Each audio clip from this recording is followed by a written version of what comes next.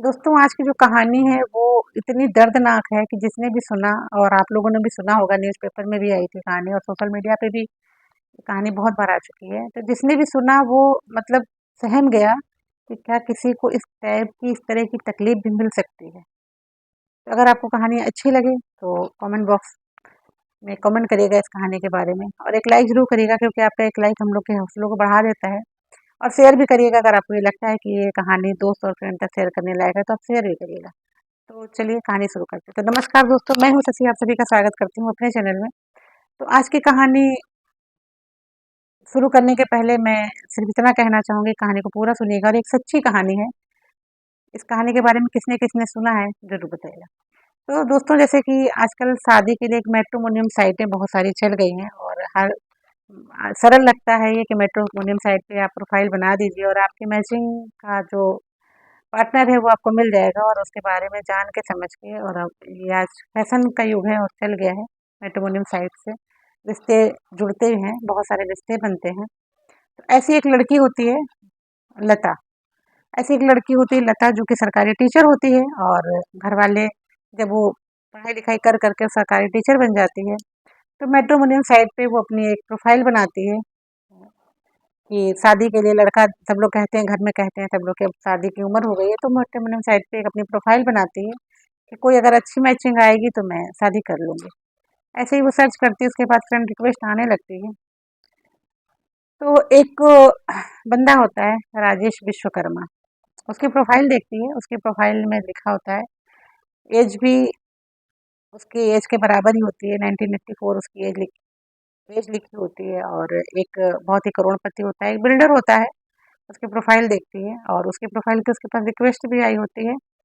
तो वो जब ये देखती है कि इतना रईस लड़का और इतनी अच्छी प्रोफाइल और एज भी लगभग बराबर ही है, तो वो उसको प्रोफाइल में जो रिक्वेस्ट आती है उसको एक्सेप्ट कर लेती है और शादी की बात आगे बढ़ती है।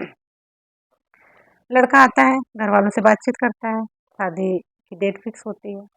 लेकिन जो इसमें एक नई बात थी कि लड़का इन सारे कामों में केवल अकेले आता है, सिर्फ अकेले आता है और अकेले ही सारी बातचीत करता है, अकेले ही शादी की डेट फिक्स होती है। घर वाले पूछते हैं कि आपके घर वाले में से कोई नहीं आता है शादी के लिए, कोई आया नहीं। तो जो राजेश विश्वकर्मा होता है वो ये कहता है कि अ, हमारे घर में सब इस शादी के खिलाफ हैं, क्योंकि मैंने जब प्रोफाइल दिखाई अपने घर वालों को कि मैं इस लड़की से शादी करना चाहता हूँ, तो सब लोगों को लड़की पसंद नहीं आई, लेकिन मुझे ये लड़की पसंद है, मैं इसी से शादी करना चाहता हूँ, इसलिए मैं अकेला ही आया हूँ।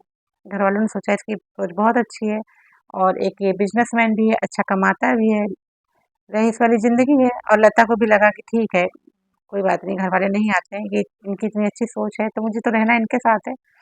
उसने भी कोई ज़्यादा आपत्ति दर्ज नहीं की और शादी हो जाती है। शादी होने के बाद जो राजेश होता है वो अपनी पत्नी को लेकर के एक होटल में रहता है 15 दिन तक। वो होटल में 15 दिनों तक जब रहता है तो उसको इतनी रईसी की ज़िंदगी देता है कि मतलब बार-बार वो जो होती है उसका नाम कुसुम होता है, कुसुम बार-बार यही सोचती है कि भगवान ऐसा पति, मैंने बहुत पुण्य कर्म किए थे जो मुझे ऐसा पति मिला है, इतनी अच्छी ज़िंदगी मिली है और इतना कमाने वाला पति मिला है। मतलब हर बात पे भगवान को धन्यवाद करती है कि मुझे ऐसा लाइफ पार्टनर मिला, मुझे ऐसा जीवन साथी मिला। बहुत खुश होती है और 15 दिन उसके ऐसे ही बीत जाते हैं। 15 दिन के बाद वो उसको एक उसका फार्म हाउस होता है, उस फार्म हाउस पे लेके आता है और उस फार्म हाउस पे रखता है। जैसे ही वो फार्म हाउस के अंदर जाती है, उस फार्म हाउस के अंदर सारी ज़रूरत की सारी चीज़ें होती हैं और एक बोलते हैं कि एक जो बहुत ए क्लास का रईस होता है, उसके घर में जो सारी सुविधाएँ होती हैं, वो सारी सुविधाएँ उस फार्म हाउस में होती हैं। एक नौकर होता है, कुसुम जब वहाँ जाती है तो उसको लगता है कि जन्नत में आ गई, इसको स्वर्ग मिल गया और ये ज़िंदगी की तो जो मैंने कल्पना नहीं की थी उससे बढ़ के आज मुझे ये ज़िंदगी मिली है, मुझे ऐसा जीवन साथी मिला है। वहाँ भी कुसुम की ज़िंदगी रईसों वाली, बिल्कुल शहज़ादियों वाली ज़िंदगी जीती है। 15 दिन तक वहाँ भी सब कुछ नॉर्मल चलता रहता है, अच्छी खासी ज़िंदगी चलती रहती है और सब कुछ बहुत खुश होती है। कुल मिला के कुसुम अपनी ज़िंदगी से बहुत खुश होती है। 15 दिन के बाद कुछ ऐसा होता है कि जो कुसुम का बेडरूम होता है, उस बेडरूम में बड़ी-सी टीवी लगी होती है और उस टीवी पे जो राजेश विश्वकर्मा होता है वो कुछ देख रहा होता है। कुसुम को बुलाता है, कहता है कि तुम भी आओ। तो जब कुसुम आती है तो वो उसको देखने के लिए बोलता है, तो कुसुम कहती है अरे ये सब तो चीज़ें अच्छी नहीं है, मुझे ये सब पसंद नहीं आती।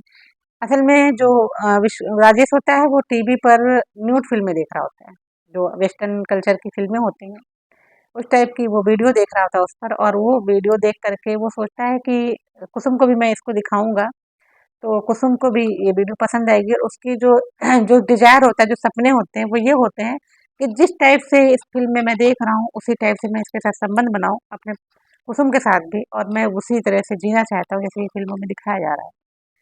लेकिन कुसुम चूँकि एक मध्यम क्लास वर्ग की लड़की होती है और उसको ये सब चीज़ें पसंद नहीं आती, लेकिन जब वो ज़िद करता है, तो वो देखती है ये सोच कर के कि अगर इसमें मेरे पति की खुशी है तो कोई बात नहीं, ये सब कुछ तो मैं अपने पति के साथ ही कर रही हूँ।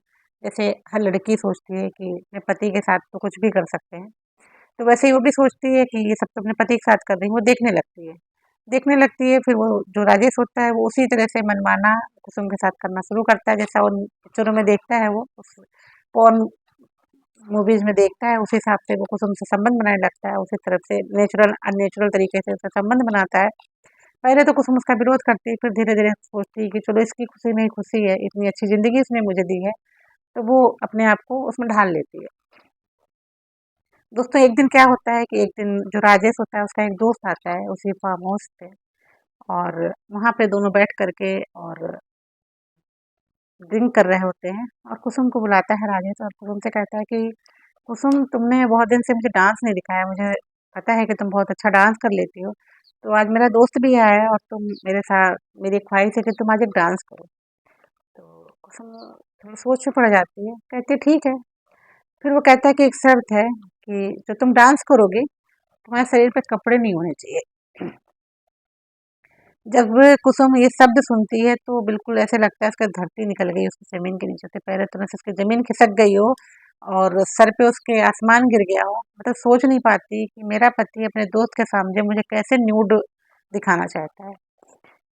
फिर वो जब विवाद करती है, विरोध करती है, तो उस मारता है वो उसको, कुसुम को मारता है। मारने के बाद फिर उससे वही कराता है जो कराना चाहता है, उससे न्यूड होकर के उसके नचवाता है अपने दोस्तों के सामने, और फिर जो वो सब करता है वही वो दोस्त जो है कुसुम के साथ भी करता है। मतलब कि कुसुम के साथ उसका दोस्त भी संबंध बनाता है उसी तरीके से जैसे राजेश नेचुरल और अननेचुरल तरीके से उसके साथ संबंध बनाता था। कुसुम ने सोचा चलो आज की बात है, फिर भी वो तड़प के बर्दाश्त करके जिससे चीज़ों को बर्दाश्त कर लेती है। दूसरे दिन होता है, दूसरा दोस्त आता है, दूसरे दोस्त के साथ भी यही होता है, दूसरा दोस्त भी कुसुम के साथ संबंध बनाता है। अब तो ये ज़िंदगी हो गई थी, हर दिन कोई नया आता है, कभी 2 आते हैं, कभी 3 आते हैं, और कुसुम को उनके सबके साथ संबंध बनाना पड़ता है। अब कुसुम सोचती है कि इस नरक भरी ज़िंदगी से मुझे कैसे छुटकारा मिले भगवान? मैंने क्या कर लिया है? समझ नहीं आ रहा, वो जी नहीं पाती है, वो भी सोचती है कि भगवान मुझे कहीं से भी मैं ऐसे भाग जाऊँ, और भागने का प्रयास करती है। जब वो भागने का प्रयास करती है तो राजेश क्या करता है, जो कमरे में वहाँ नौकर होता है, उसकी पहरेदारी और सख्त कर देता है कि वहाँ से जा ना पाए, और उससे कहता है कि इसके शरीर पे जब भी घर के अंदर वो रहती है तो उसके शरीर पे एक भी कपड़ा नहीं होना चाहिए, कि अगर कपड़ा नहीं होगा तो ये भागने की सोचेगी भी तो वो भाग नहीं पाएगी। ना उसके रूम में एक भी कपड़ा होता है, ना उसके शरीर पे भी एक कपड़ा होता है, बिना कपड़ों के उसको अपने कमरे में रखा जाता है ताकि वो भाग ना पाए। इस बीच में जब कभी वो बोलती है कि मुझे मेरे मायके से बात करा दो, मेरे मायके वालों की बहुत याद आ रही है, मेरी बात करा दो वहाँ पर, तो वो सिर्फ उतनी ही बात उस पे उतनी ही बात करती है, क्योंकि उसको धमका दिया जाता है कि अगर तुमने अपनी कोई बात बताई तो तुम्हारे भाई को, तुम्हारे घर वालों को मैं मरवा दूंगा। ऐसा बोलता है तो वो डरी हुई होती है, अपनी कोई बात नहीं बता पाती, सिर्फ घर वालों की ही हाल खबर लेती है और अपनी झूठी बातें बताती है कि मैं बहुत ठीक हूँ, मैं बहुत खुश हूँ, ऐसे करके ज़िंदगी चलती रहती है।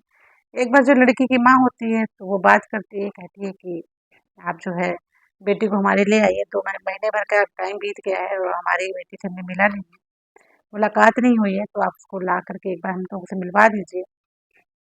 तो कहता है ठीक है मैं भिजवा दूँगा, और उसको बहुत धमका के भेजता है कि तुम वहाँ जाकर के कोई बात नहीं बताना, और जो ये आने-जाने की रस्म है वो पूरी करके चली आना। कुसुम कहती है ठीक है, मुझे जाने दो, मुझे अपने घरवालों की याद आ रही है, मुझे भी जाना है। तो वो उसको भेज देता है। वहाँ जाने के बाद उसको बर्दाश्त नहीं होता, वो सारी बात अपनी माँ को बताती है कि माँ मेरे साथ ये सब कुछ हुआ है। माँ पुलिस में कंप्लेन करती है, तब जाकर के पुलिस जब एक्शन लेती है, तब जाकर के कुसुम इस ज़िंदगी से निकल पाती है।